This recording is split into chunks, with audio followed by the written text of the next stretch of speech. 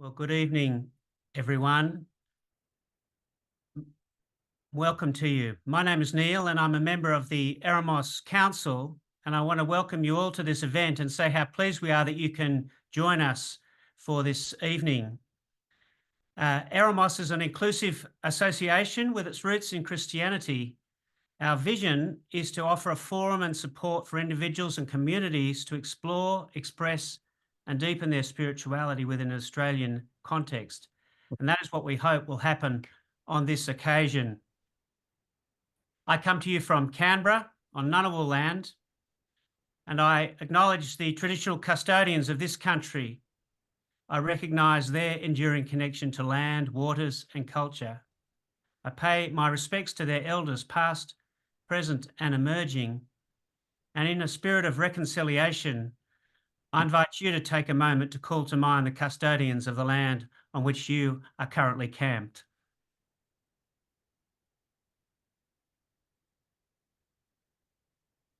And from the look of windows, I can see that we come from various parts of the country and various lands in this great land of Australia.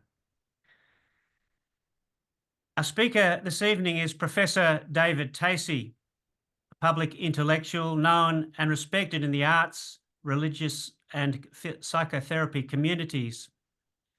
David is an astute observer, a curious questioner, a creative thinker, a prolific writer, and an engaging communicator. He's also a friend and a fellow traveller. I first met David in the airport at Melbourne, waiting for a plane to Alice Springs a decade or so ago, heading to the first Edge of the Sacred gathering at White Gums at Honeymoon Gap. We shared in a second Edge of the Sacred gathering a couple of years later, and then last year we roomed next to each other on a men's retreat at Campfire in the Heart, also at Alice Springs. As a boy growing up in Alice, David was deeply affected by the connections with local East Arundel people, a spark surely in what has been a lifelong interest for him in Aboriginal religions, Indigenous health and well-being. David's book, Edge of the Sacred, was a bestseller. It caught the interest of the federal government of the time and was recommended by poet Les Murray as a work to have shaped the direction of Australian society. David is also a long-term friend of Eremos, and we are delighted that he agreed to offer this online lecture titled Ego and Soul in Australian Experience. So welcome to you, David. We look forward to your presentation, which will be recorded, is being recorded, thanks to Bev, and after which there will be time for comment and questions. And I'll say a little bit more about that when we get to that part of the program. What I'm going to do now is to pin David, hopefully so he's large on all of your screens.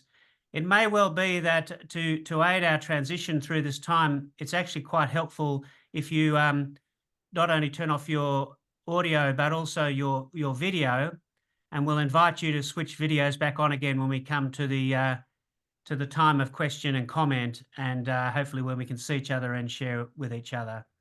So again, welcome to you, David. Welcome to everyone, and we look forward very much to your presentation tonight. Thank you. Thank you very much. Okay, now as Neil said, this talk is called Ego and Soul in Australian Experience. I've heard some people say that we will never be able to understand the Aboriginal dreaming because it operates at a level of reality that we can't comprehend. Now, I don't agree with this assertion and see it as a defensive posture that tries to excuse non-Indigenous Australians from coming to terms with the Aboriginal life world. I believe it may be possible for Westerners to understand the dreaming if we are prepared to do some inner work and shift our habitual patterns of thought. Now, the term dreaming is an English word that loosely translates Aboriginal words for the cosmic vision that is the hallmark of their civilization. In the dreaming, past, present, and future are interconnected and the living join with the dead in the flow of cosmic forms and beings. Aboriginal thinking represents a unitary, non-dualistic thinking that's found in all Indigenous peoples of the world.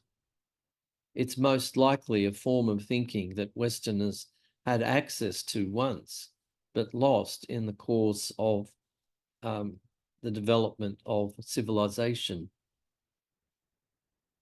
in the West.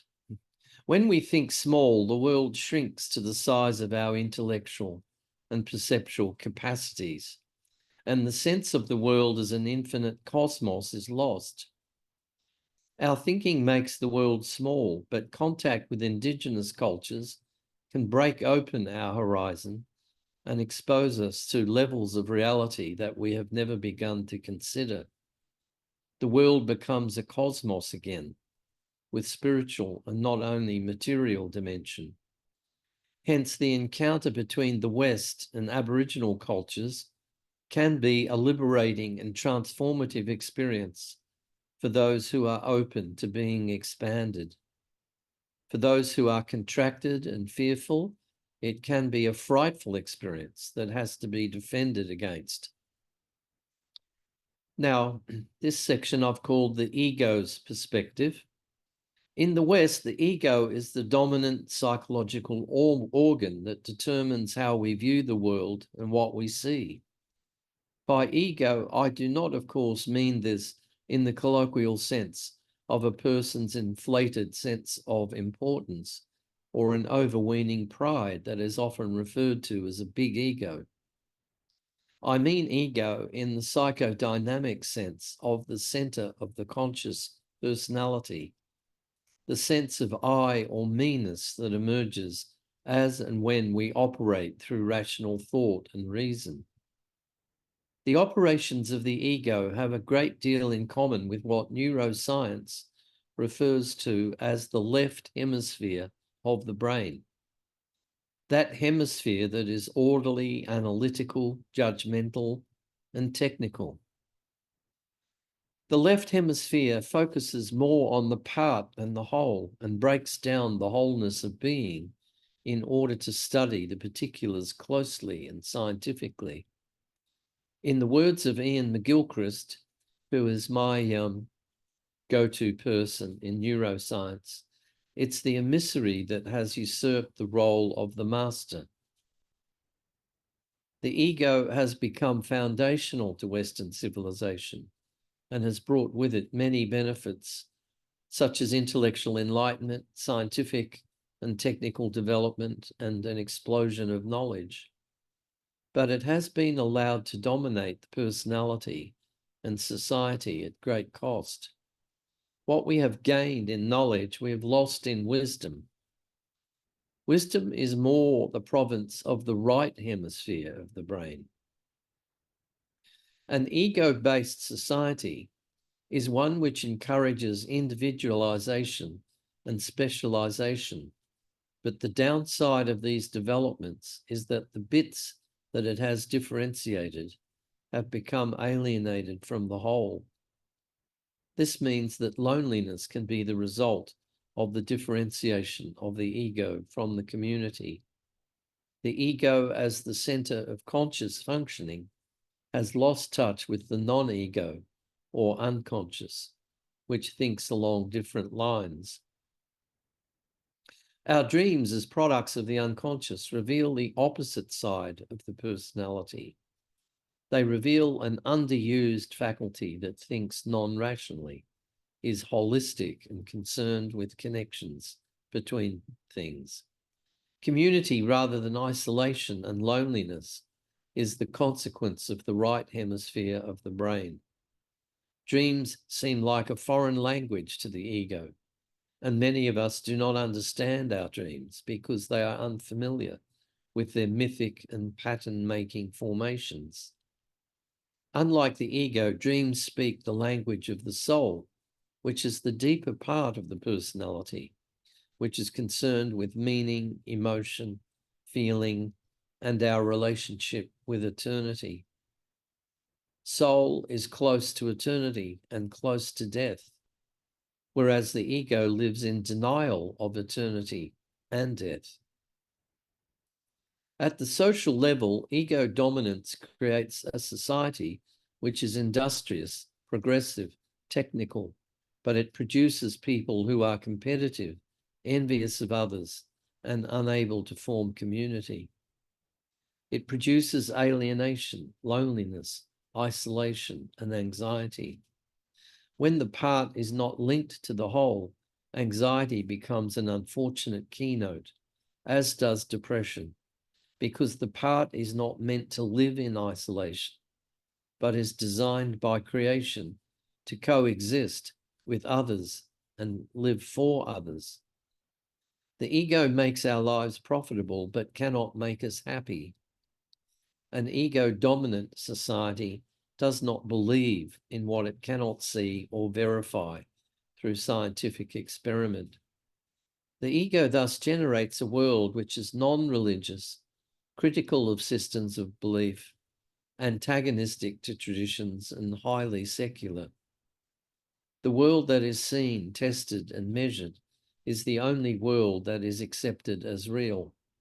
Everything else is classified as unreal, illusory, or delusional. Now, this next section is called the soul's perspective. All these developments that I've mentioned are characteristic of the Western world. The positives and negatives of ego dominance pretty much defines Western civilization. Indigenous cultures, however, do not operate in this manner. For them, the soul is more important than the ego, which is often frowned upon as troublesome and unruly. The soul exercises the right hemisphere of the brain rather than the left. It is associative, pattern-making, emotional rather than rational, and unitary rather than fragmentary. It values tradition above innovation, purpose above functionality, and eternity above time. The soul is only concerned with time insofar as eternity breaks into time, and as such makes time holy and sanctified. I feel that the development of the ego was available and possible for all Aboriginal cultures, but they chose not to take this pathway. Their right brain thinking preferred tradition to innovation, emotional maturity to intellectual maturity, and community to individualization. The soul is concerned with the world insofar as it becomes, in the words of the poet John Keats, the veil of soul making. If the world is felt to be infused by a spiritual presence which is not part of its apparent external aspect, then the world is valued as a source of revelation and guidance. The bringing together of this world and the other world is what indigenous spiritualities are about. They do not seek the sacred in a distant heaven, but find it in the here and now, and hence look to the here and now for intimations of a larger, grander, invisible design. Theirs is an other world that is in this one. It's not supernatural as much as it is a different way of looking at the natural, which is experienced as a field composed of various layers. The ego-dominant world finds this puzzling and confusing. How can indigenous cultures be sure that an invisible spirit permeates the empirical world? How can they know that a creator spirit exists and that ancestor spirits exist on the other side of the veil? Moreover, the ego finds it spooky and unacceptable to consider that the spirit or spirits cross over the border into this world and sometimes are the primary agencies that determine what happens in, for instance, ancient ceremonies, dances, rituals, and pilgrimages. All indigenous cultures regard the veil between the worlds as thin and permeable, and it's not uncommon for leaders of clans or tribes to speak to the dead as if they were alive. To such clans, the spirits are often more real than the things of the empirical world, in the sense that spirits are the driving forces of destiny and character. This next section I've called intuition. What enables the indigenous to see such things, whereas we see nothing? The answer is intuition. It's intuition, or the seeing of things that the common senses do not see, that allows them to engage in seeing beyond, seeing through, seeing more. Intuition is a capacity of the right hemisphere of the brain, and it is a capacity that is distrusted by the left hemisphere. Those who possess intuition in the Western world, such as artists, poets, visionaries, and mystics, preserve the ancient function that the Western world has lost. The psychologist Jung defines intuition as seeing through the unconscious. It sees the underlying realities, not what is on the surface. It sees the invisible threads that bind the world together, that keep people together and connect time and eternity. Intuition sees life and death as an existential continuum and does not posit them as opposites in the way the ego does. Artists, poets, and mystics are the indigenous, inverted commas, voices in modern times, in the sense that they continue to view reality through soul rather than ego. All great art has a spiritual function in that it sees beyond immediate facts to the meanings and connections that underlie them. Intuition is not afraid of the metaphysical. It recognizes that it is the only world that remains stable and free of suffering and change.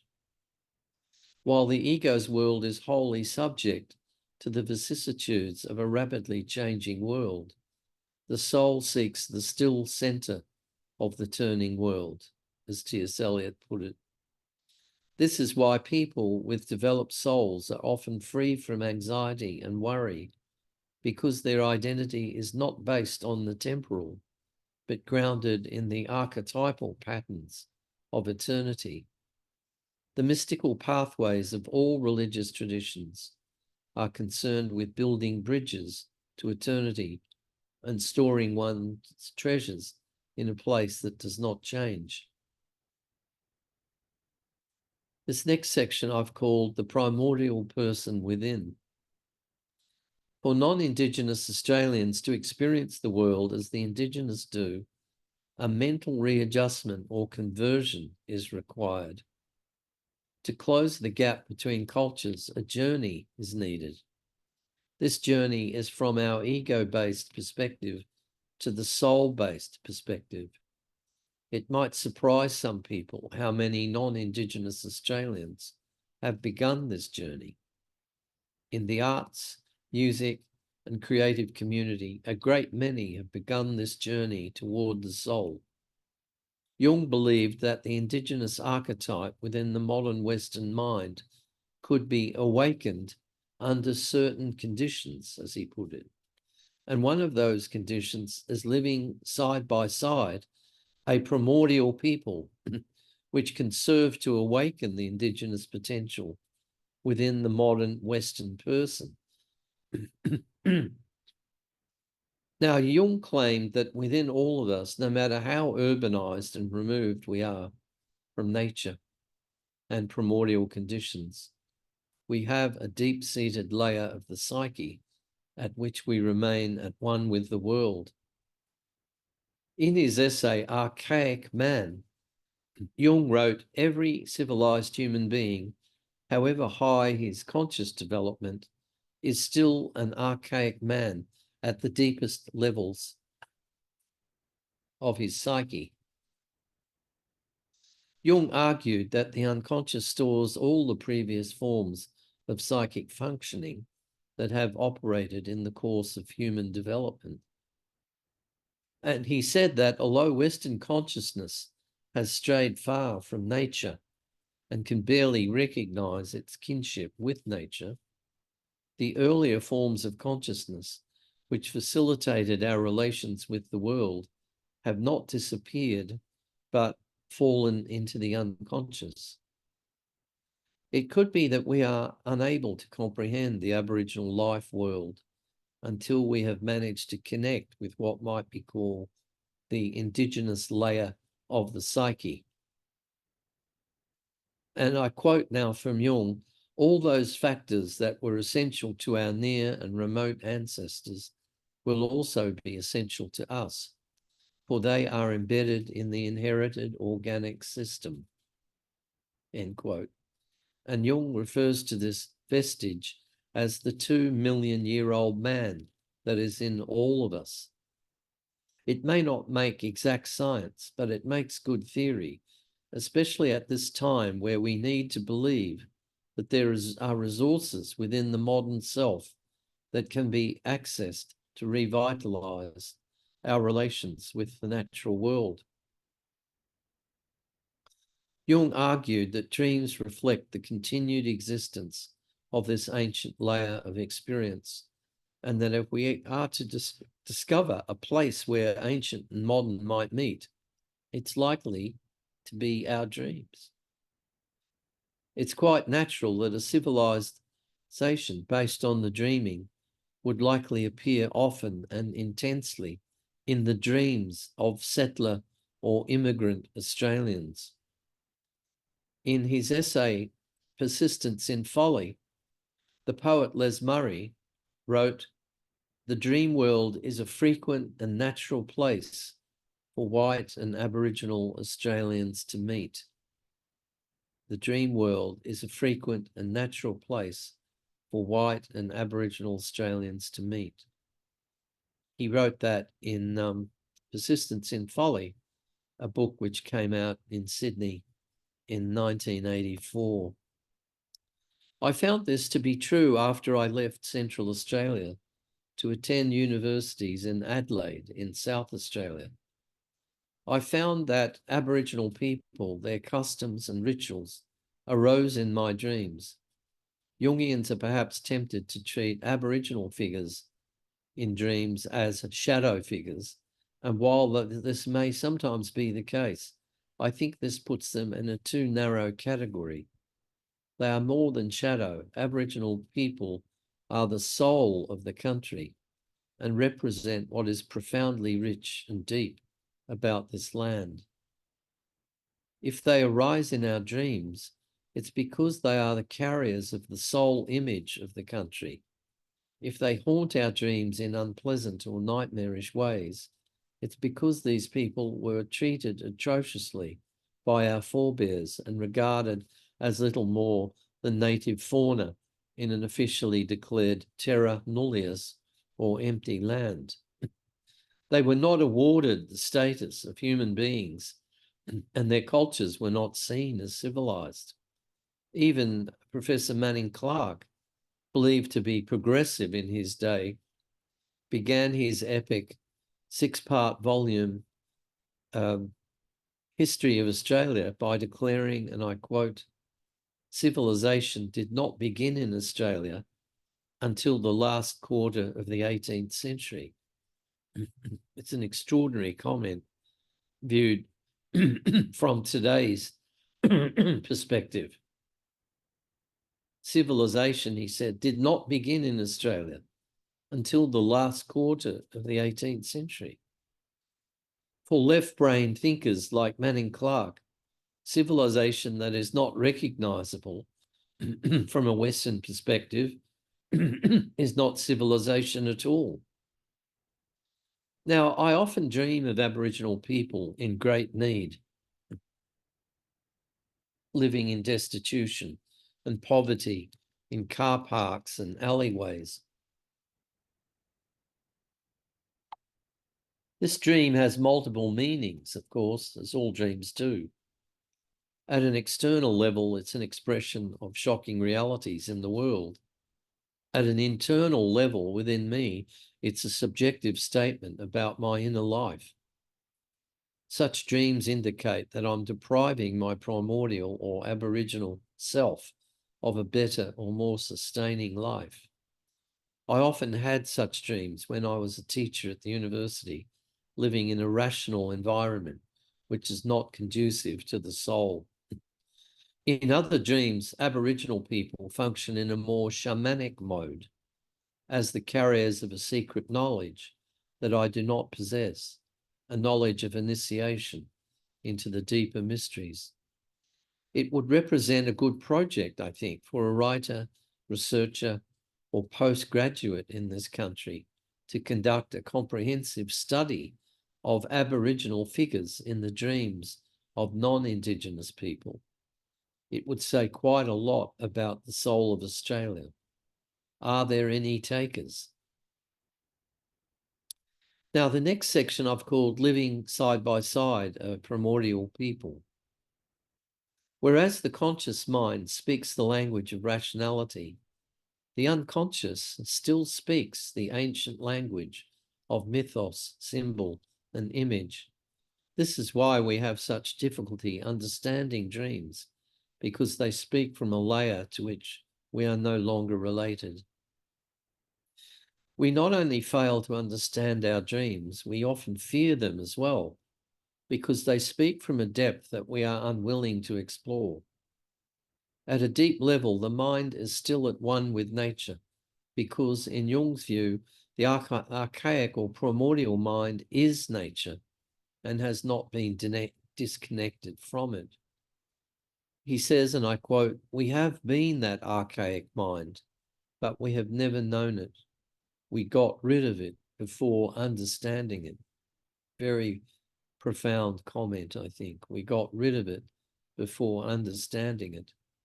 He believed the primordial mind could be awakened under certain conditions, as I've already said. And when it becomes activated, we might be amazed at our new experience of the natural world, which would be seen as an animated field. Some Indigenous writers around the world have taken Jung's view on board.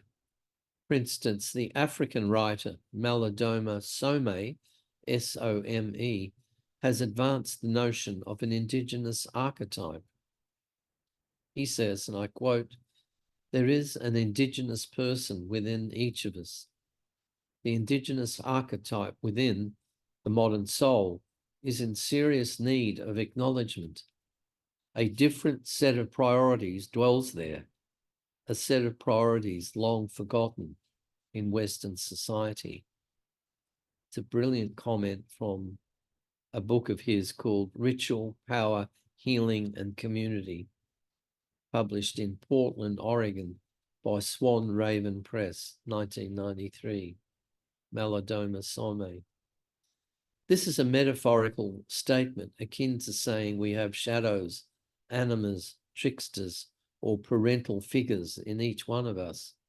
We can't afford to take metaphorical statements literally, but we can use them as signs or indications of the figures who dwell in the deeper recesses of the psyche.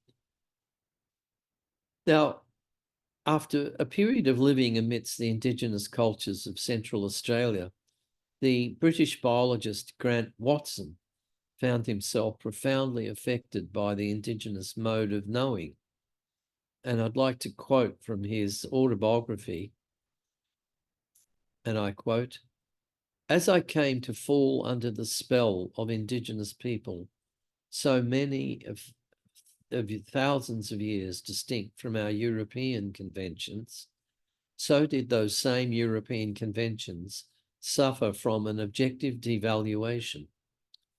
The process went so far during my time spent amongst the Aborigines that I only just snatched myself back in time to be able to half believe ever again in the conventions of Europe. I had entered the animism of the savage mind and found within those mystical, sympathetic identifications the open doorways to the unconscious. It was in a way a unique experience, not so much understood and valued at the time, but valued and partly understood afterwards. It's lifted me, or perhaps sunk me, above or below the orthodox horizon of vision. And he wrote this book when he went back to Europe after spending several years living amidst Aboriginal people. That was in his autobiography called But to What Purpose? The Autobiography of a Contemporary, published in London in 1946. And of course, I was very excited to discover this quote and see how it demonstrated the way in which living side by side a primordial culture can have a profound impact on the modern mind. Watson's language is no longer appropriate, referring to Aboriginals as savages and such. But what we see here is an honest testimony about the extraordinary impact of the Indigenous mode of being upon a receptive Westerner. What I like about this passage is that Watson recognizes that the primal vision of the world awoke from within. It was stimulated by his environment, but we are not dealing with external borrowing, but the activation of a different reality within his being. Jung said the primal mind can be awoken under certain conditions, and here we find that sustained proximity to tribal existence opens doorways to the unconscious, as this biologist says, Grant Watson. As Westerners become aware of the different mode of knowing that is still alive in the unconscious, we will find there the vital bridge to animism and the participation mystique with the world. This next section I've called the work of recovery. The problem with Western civilization is that it has assumed that the ego is the only seat of intelligence, in which case the unconscious is assumed to be stupid, random, gibberish. This is why the West largely considers dreams to be senseless, because they do not directly enhance or build up the authority of the ego, but on the contrary, strive to dismantle and deconstruct the ego. Individuation is often a painful process for Westerners who have grown so attached to the world that they do not wish to sacrifice it for a greater cause or a larger mind. Some people are intuitively able to see outside the ego and what lies beyond it. And for such people, the transition from a limited ego to a larger self is relatively smooth. But these are the exceptions to the rule. Most people are dragged against their will into the larger self, and they show resistance at every turn. Still more, I am surmising, stave off the individuation process, clinging to what they know and value to the end, in which case we might say the spiritual task of these lives is never expressed or revealed. So when Europeans came to Australia, an ego-based culture came into collision with a civilization that was based not on the ego, but on the cosmic mind. Europeans who arrived here were technologically advanced, but poorly developed spiritually and unprepared to encounter a people with a cosmic orientation. Aboriginal cultures, on the other hand, had little in the way of technological development, but possessed a highly sophisticated spirituality, far surpassing anything that the contemporary West could imagine. Growing up in Alice Springs, as Neil pointed out at the start, I had a sense that the consciousness of Aboriginal people was closer to the sacred than that of my European descended culture. On my mother's side, I was Irish descended, and my father's side, English and French. It was an odd reversal of the usual perspective because the environment in which I grew up was racist and Aboriginal people were perceived as inferior. It's always been difficult for Europeans to appreciate Aboriginal sophistication because it's based on a life world founded on spiritual rather than material principles. Not that this led to otherworldliness, rather, it led to a very practical interaction with the environment based on the spiritual agencies perceived to be at work in it. For Aboriginal people, everything is spiritual. And to realize this makes practical life and social adaptation possible. We in the West worked in reverse. The spiritual was relegated to irrelevance, and we believed we did not need spiritual knowledge to survive as a species. How wrong this has been is now becoming clear, not only in our ecological devastation of the world, but in the loss of our mental well-being and equilibrium, the ecology of the soul, as Michael Leunig calls it, the ecology of the soul, a beautiful phrase. It seems that we have much to learn from Indigenous cultures about how to form our identity and how to live in relationship with the world and ourselves. We are beginning to realize what we've lost and need to recover. Many of us know we cannot continue with business as usual, but are uncertain how to proceed. I think we need to begin with an apology to Indigenous people, and this has been officially given to Indigenous Australians by Kevin Rudd on February the 13th, 2008. But now we need to act on it and make it socially and politically effective. In addition to the apology to the Indigenous, we need to apologise to our souls for dismissing them so lightly, or regarding the spiritual aspect of ourselves so disrespectfully. These events belong together, in my view, a new respect for the Indigenous and a new respect for the spiritual in ourselves. Perhaps they are two sides of the same coin. The Indigenous embody the spiritual side of life that we have mistreated. What we have done to them, we have done to ourselves. Now, what fascinated me as a child was that Indigenous cultures had deliberately chosen not to develop the ego at the expense of the soul. I felt that ego development had been available to them in the long historical process, but they'd chosen not to pursue it. Instead, they had developed the soul and maintained a permeability to the sacred as a result. Indeed, Indigenous cultures encouraged the dislodgement of the ego and the foregrounding of spirit. That is what their initiations were about. They put the ego to ritual hardships in initiatory ceremonies.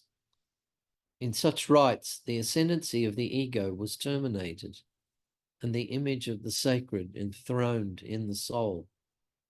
This was supported by elders, whereas in the West, our spiritual traditions have faded and largely been lost. This next section I've called the pantheistic vision. The panentheistic vision, the panentheistic vision. I want to give an example of how and why Aboriginal religions were looked upon as inferior by the early Christian missionaries, and how by altering the lens through which we view them, the evaluation of their religions can be reversed. A persistent accusation levelled against Aboriginal religions was that they were seen to be pantheistic. It was felt that the transcendent God of creation was absent, and they were in dire need of religious conversion. It was said that there was no heaven, only earth. They worshipped objects, places, and things, but not the great God who's greater than things. In my view, this was based on a misunderstanding and a misapprehension. Aboriginal religions do indeed worship a transcendent reality, which is above and beyond creation, but at the same time manifest in creation. Their concept of divinity is non-dual and complex, and apparently too complex for many Westerners to comprehend, especially the early missionaries who were looking for matters to disagree with and criticize. Their so-called pantheism is a misreading of their panentheism, a cosmic religion in which all, pan, is in Latin, God or theos, panentheos. They are acutely aware of a transcendent reality which exists beyond the world, but is also present in it. If all things are in God, there is obvious implication that God is greater than things. Pantheism, on contrast, means that God is in all things and there is no God beyond things.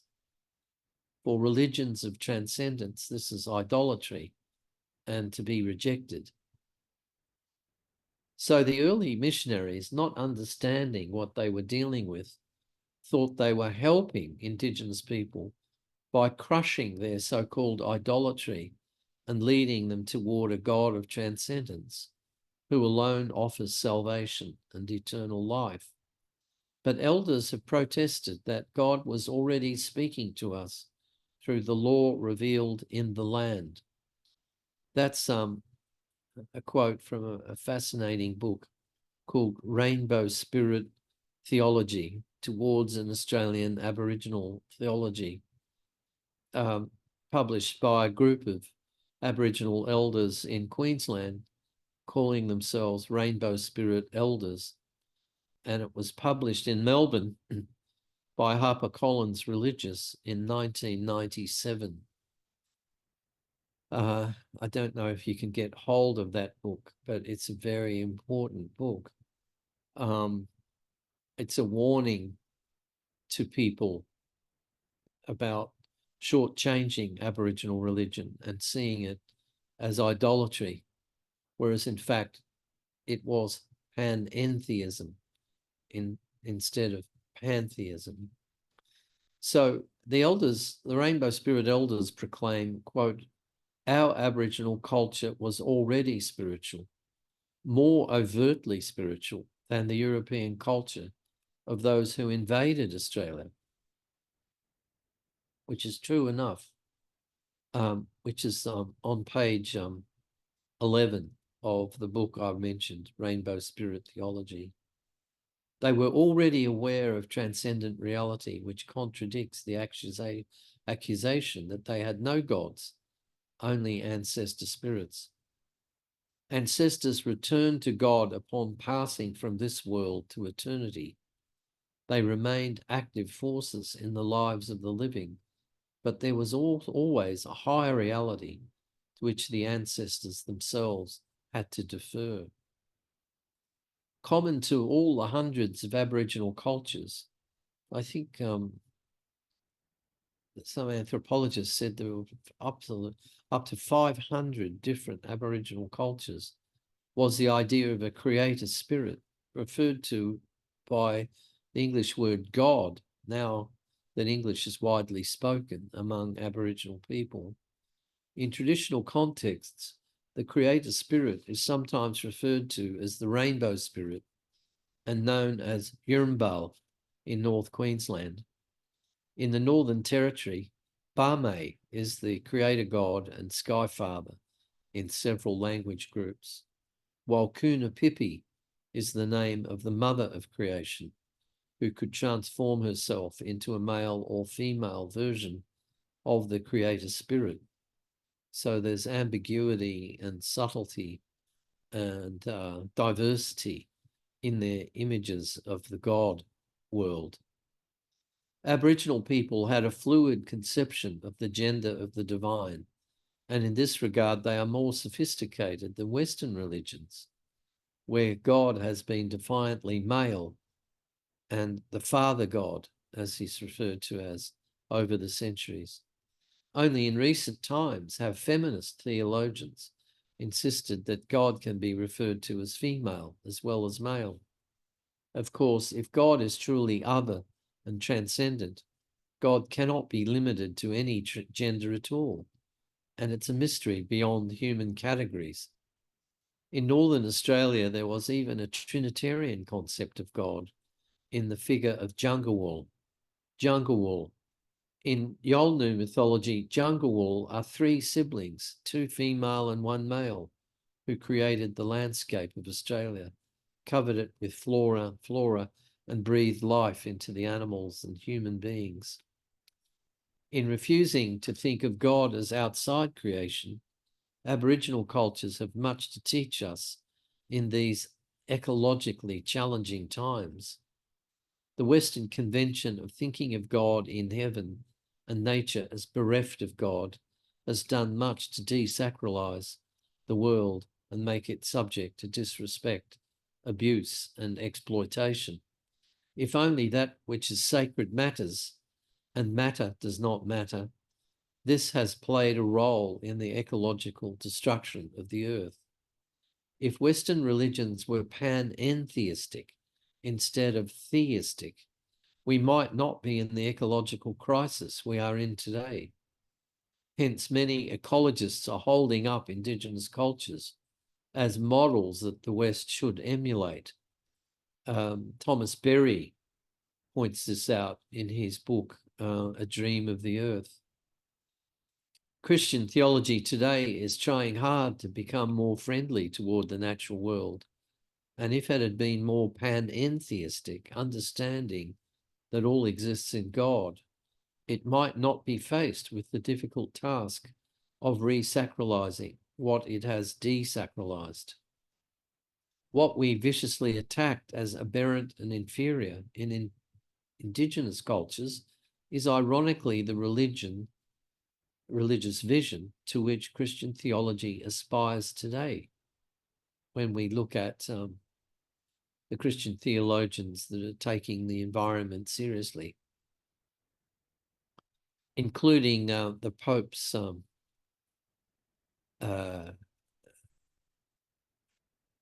edict, Laudato Si. The creator spirit is sometimes imagined as a rainbow serpent, a snake that came up from the earth and gave form and shape to what was void and empty. In Judeo-Christian cultures, the snake has a different context and meaning. It's linked with evil and Satan and the fall from grace in the Garden of Eden. Hence, some missionaries, such as Pastor Cole Strello of Hermannsburg, referred to the Aboriginal dreaming as satanic and described missionary work as a fight against evil. This is a pointed example of how images in different cultural contexts can mean completely different things and evoke associations that are in conflict. It makes us more aware today of the relativity of religious expressions and indicates that images and symbols do not have fixed meanings, but should be viewed in the wider context of the comparative study of religions. If we are ignorant of other religions and not educated in comparative studies, we tend to project our cultural prejudices and associations upon contexts where they are inappropriate. Ignorance is the root cause of all religious conflict, and we look forward to a time where education can open our eyes to the diversity of religious life and not be threatened by it. Now, the last section of this presentation is called Aboriginal Dreaming and Jungian Thought. The Aboriginal Dreaming invites us to contemplate a life world that is unitary and cosmic in its proportions, linking eternity with time in an eternal present. The term dreaming is an English approximation of the Arrernte word Alteringa and the Warlpiri and Pitjantjatjara term Churkupa. Early anthropologists such as Baldwin, Spencer, and Frank Gillen translated these terms as dream time, which was inaccurate and offended elders, since it suggested their sacred realm was shut away in the past, lost in the clouds of prehistory. By implication, it suggested that Aboriginal people, as participants in a so-called dream time, were not in the same time space as Westerners, but stuck in a time warp. So Aboriginal elders have been adamant lately that the term dream time should be replaced with the word dreaming. Dreaming posits a world in which eternity and time are coexistent, which is well nigh impossible for ordinary reason to grasp. It's telling that the term dream time, although demonstrably wrong, has remained in the popular non-Indigenous imagination. For instance, in the AFL football calendar, we have the annual round of games designed to acknowledge the contribution of Indigenous players called Dream Time at the MCG here in Melbourne. This usage of the term is easier for Western reason to understand, even if it distorts the meaning of Aboriginal cultures. This is emblematic of the way in which majority Australia seems to incorporate Aboriginal realities into its social vision, while in fact not doing so. The history of relations between Indigenous and non-Indigenous is the history of systematic errors and distortions that the non-Indigenous do not seem to want to correct, as it would involve effort and retraining. The persistence of the dream time idea is part of the racist construction of Indigenous people as subhuman or not quite human. When I conducted research in Australian anthropology, I was interested to note that Jung had been influential in shaping the thoughts of the most recent progressive anthropologists, such as Bill Stanner, A.P. Elkin, and Lynn Hume. These anthropologists had made genuine attempts at understanding the dreaming and had roundly rejected the word dream time. For these thinkers, Jung's concept of the psyche or soul as a dimension of human experience and as a dimension of the world, as in anima mundi or soul of the world, provided essential clues to the nature of the dreaming. What Aboriginal cultures describe by terms such as Alteringa or Chirkupa is close to what Jung claims to the psyche or soul. In his work on synchronicity, Jung described the psyche as a field which exists in the past, present, and future. The psyche exists in time, but participates in eternity. Moreover, the royal road to the psyche is the dream. And for Aboriginal people, personal dreams give access to and allow the development of the dreaming. Psyche and dreaming are borderline concepts which are partly empirical, based in experience, and partly transcendental, based on a metaphysical claim. So it's ironic that Jung was rejected by scientists for being too mystical. And yet when it comes to building a bridge between Western egoism and Aboriginal soul-based thinking, it's precisely the mystical element in Jung's work that allows us to develop such a bridge. To date, no system of thought other than Jung's has allowed us to come close to an understanding of Aboriginal cosmology. The dreaming is a living continuum, and we cannot understand it by the concepts of empirical science.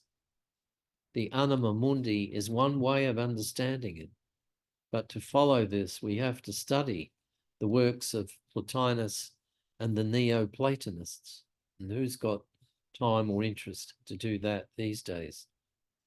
In the Christian religion, one of the nearest concepts to the dreaming is found in a prayer called the Gloria Patri, as it was in the beginning, is now, and ever shall be, world without end. Amen. I think that that little prayer is very close to the Aboriginal concept of the dreaming. This points not so much to time as to eternity. However, it's not a static or remote eternity removed from time.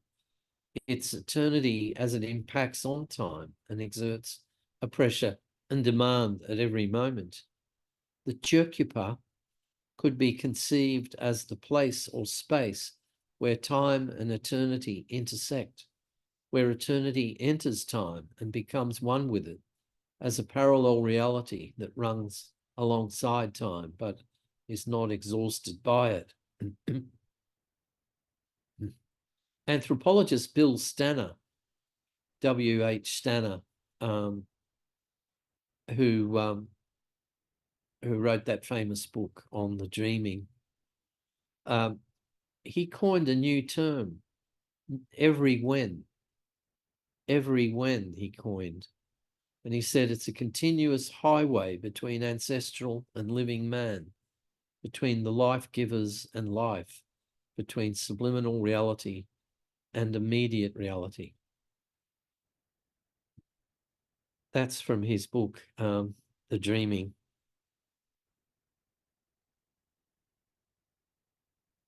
The same could be said of the word archetype in Jungian psychology or Platonic idea in Plato.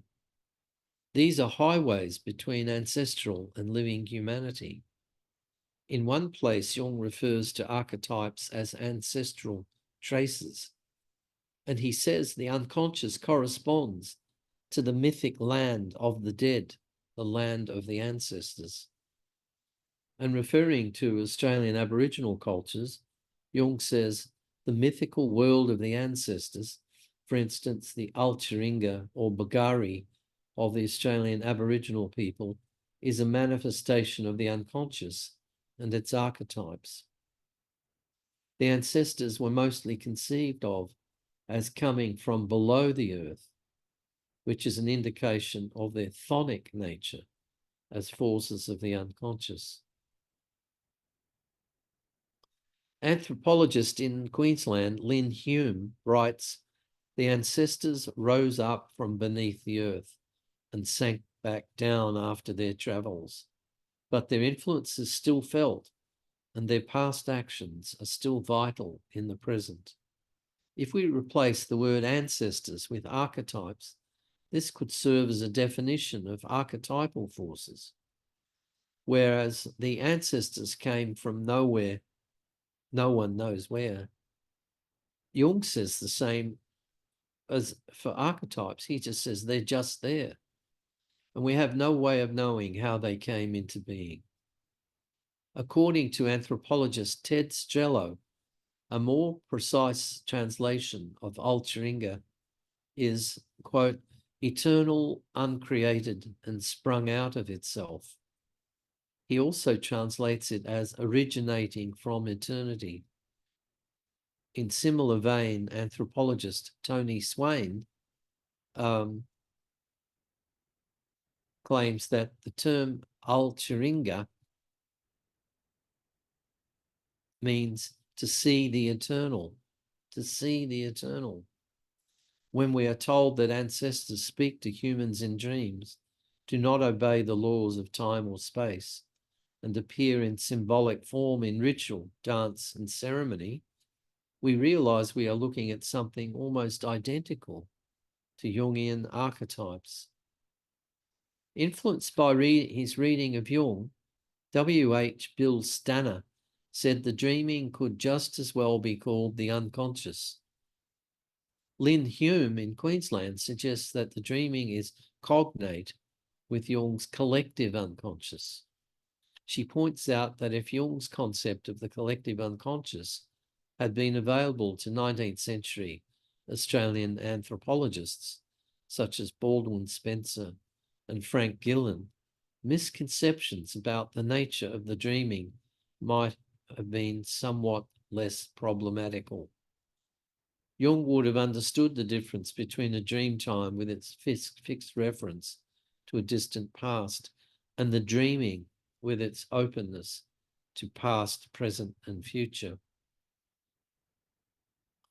So Jung's is a psychology of mind which builds a cosmology similar to that of Aboriginal cultures. Jung takes us into the past toward the future by developing a post-scientific model that throws light on pre-scientific animism. The emergent self, capital S, in Jungian thought is an aspect of a totality greater than the person. It's an expression of the intelligence of the world soul. In India, this has long been known as the birth of the Atman, Atman. In Aboriginal cultures, the rite of initiation gives birth to something beyond the person, and this is personified as an ancestral spirit. Although Jungian thought only occasionally speaks of ancestors, what is happening in individuation is similar to the initiation ritual in which the ego is eclipsed by an intelligence greater than itself. It's this interior authority, the ancestor spirit, psyche in Greek or anima in Latin, which lifts the individual out of his or her personal existence into a communion with the past, present, and future. It's anima that animates the world and makes reality come alive through the universality of spirit. The veil between human and ancestral, time and eternity is rendered permeable, and there is an interplay between the two worlds that we can only vaguely understand today. Thus, animism serves as a source of happiness and well-being. It's a system of belief that makes possible the interconnectedness of all things and has practical benefits, including ecological sensitivity to a world that is experienced as a communion of subjects.